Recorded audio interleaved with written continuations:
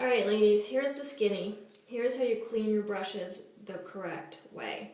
You want to make sure you keep your brushes nice and clean for a few reasons. Number one being that makeup just goes on better when your brushes are clean. And number two, you may or may not know, but brushes can be quite an investment. So we want to make sure that we have them for a very long time. And the way to do that is to keep them clean, so that the oils from your face and the actual product that get on your brushes when you're doing your makeup don't start breaking down the hairs and ruining your brushes. So here's how to do it.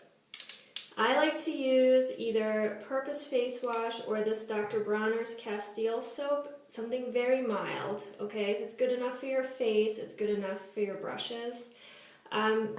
People have recommended baby shampoo in the past, and then it was too harsh, and so I think the best thing to do is just stick with something very mild and gentle and something that's clear, that doesn't have like a creamy consistency.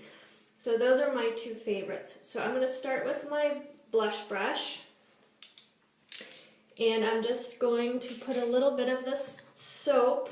Actually, I'm going to turn the water on, just like a little bit running.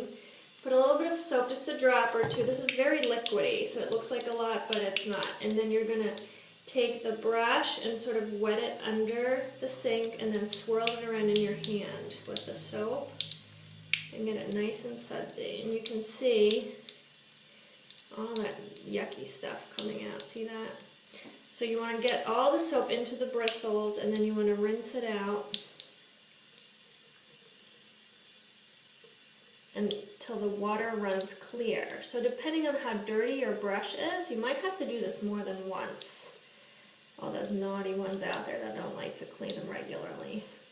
Okay, and then once the water runs clear, you're just going to squeeze it out like this. Make sure it's the shape that you like, and then you're going to place it at the edge of your sink or your radiator or whatever you have a flat surface, your nightstand. I usually like to put a towel underneath.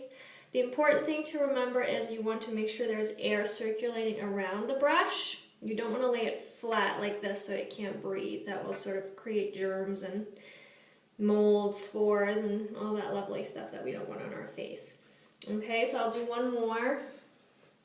And this is my contour brush. A little bit of soap. Swirl it all around. Get it nice. It's like washing your hair. A little more water. The thing you want to try to avoid, a lot of brush handles are made out of wood, so you don't want to get the wood wet. You want to keep this dry, otherwise what will happen is the wood will expand and pop the brush right off of its handle, and then you have to go get another one.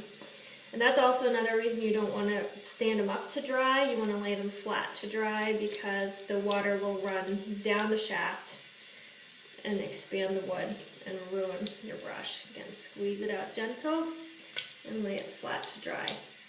Okay, so I like to do this at night, and then in the morning my brushes are ready to go. Okay, so I hope that was helpful, and I will see you guys soon. See you later.